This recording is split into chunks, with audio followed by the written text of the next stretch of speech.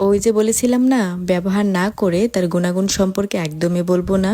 আরে ভাই, রেসিপি চাই বলে পাগল না হয়ে আগে তো তার গুণাগুণটা শোনো, তারপর না হয় রেসিপিটা জেনো। হ্যালো এভরিওয়ান, আসসালামু আলাইকুম। কেমন আছেন সবাই? ওয়েলকাম করছি আপনাদের সবাই কেমন নতুন আরো একটা ভিডিওতে। আমার এই হেয়ার প্যাকের ছোট্ট ভিডিওটা দেওয়ার পরে আপনারা অনেক বেশি মেসেজ এবং কমেন্টে পর্যন্ত বলছেন যে আপু এই হেয়ার প্যাকের রেসিপিটা দাও। আর এই হেয়ার প্যাকটা ব্যবহার করে মূলত আমি ঠিক কি উপকার পেয়েছি সেটাই বলবো আজকের এই ভিডিওতে। রিসেন্ট কয়েকবার এই হেয়ার প্যাকটা ব্যবহার করে যে আমি এত ভালো উপকার পাবো সেটা তো আমি একদমই কল্পনা করতে পারি নাই, তাই ভাবলাম যে আপনাদের সাথেও একটু করে শেয়ার করি। বলি এই হেয়ার প্যাকটা মূলত কিভাবে বানিয়েছি আর এখানে কি কি উপকরণ দিয়েছি। হেয়ার প্যাকটা বানানোর প্রায় 1 থেকে 2 ঘন্টা আগে এখানে আমি তিসি আর মেথিটা ভিজিয়ে রেখেছিলাম। আর অন্যদিকে একে একে আমার বাকি উপাদানগুলো রেডি করে নিয়েছি।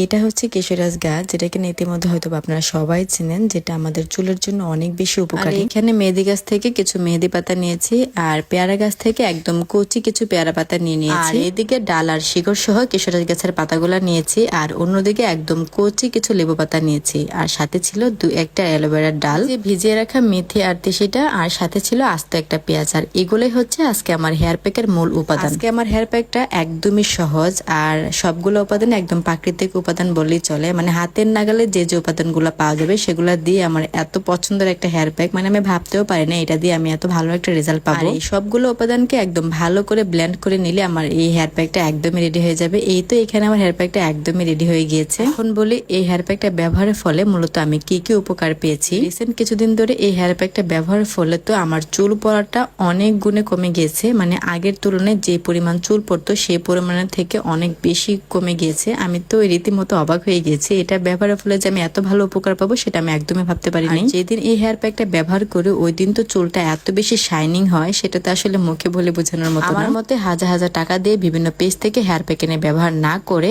চোখের নাগালে আশেপাশে বিভিন্ন এইরকম প্রাকৃতিক জিনিসগুলা দিয়ে যদি মাসে 1 থেকে 2 বার চুলের যত্ন করা যায় তখন তো অনেক ভালো রেজাল্ট পাওয়া যায়। এখন আবার অনেকে প্রশ্ন করতে পারেন যে আপু এটা মাসে কয়বার ব্যবহার করতে হবে। আমি এটা মাসে 2 থেকে 3 বার ব্যবহার করেছি, ব্যবহারের ফলে অনেক ভালো রেজাল্ট পেয়েছি।